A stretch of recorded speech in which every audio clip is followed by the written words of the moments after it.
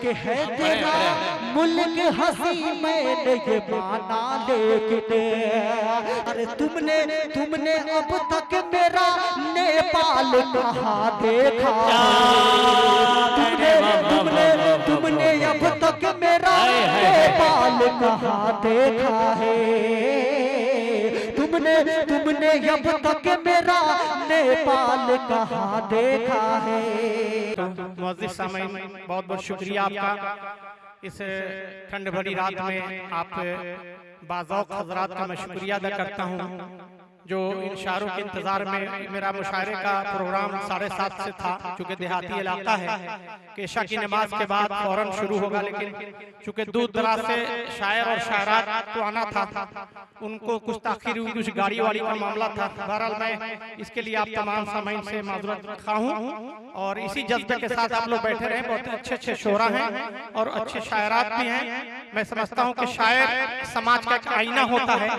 वो आप ही के बीच की जो कमी बेशी है, जो खूबी है, खामियां, उसी को अपने अशार के जरिए पेश करता है। वो कोई अलग की चीज नहीं है। आप जिस चीज को देखते हुए गुजर जाते हैं, एक शायर उसको महसूस करता है, फिर अपने शेरी साचे में ढालकर आपके सामने पेश करता है। मुझे यकीन है कि आप लोग पूरे दिल जमी से इस मुशायरे को सुने। एक से एक बढ़कर शायर है, मज़ाहिया शायर भी हैं जो आपको हंसाएंगे भी। एक से एक मुतरन्निम शायर हैं जो उनकी आवाज सुन करके आप घर जाएंगे तो याद करेंगे उनको।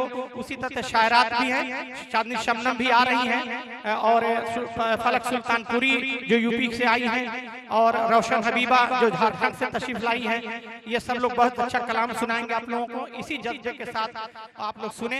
अब एक हर ये का एक दस्तूर होता है, इस मुशायरे का जो आगाज शम्मा रोशन कर करके होना है। मैं गुजारिश करता हूँ नंदलाल जी से और कदीर साहब से और आपके जो हरदिल अजीज मेयर हैं उनसे गुजारिश करता हूँ कि वो आए और शम्मा रोशन करके वो जो है ना इस मुशायरे का बाज़ाब्ता आगाज करें।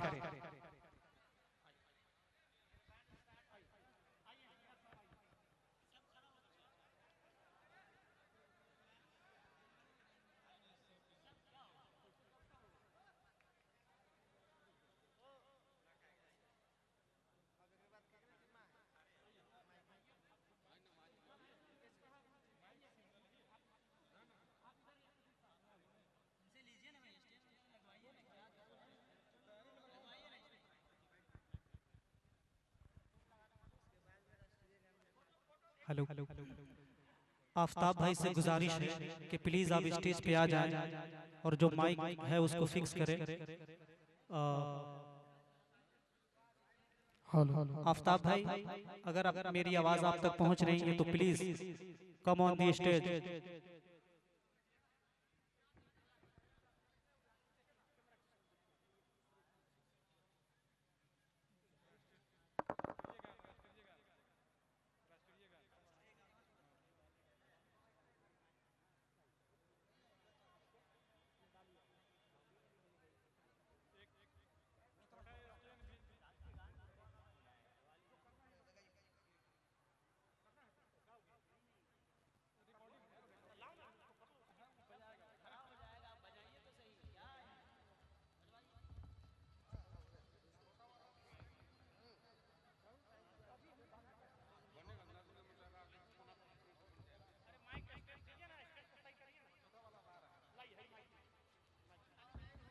हेलो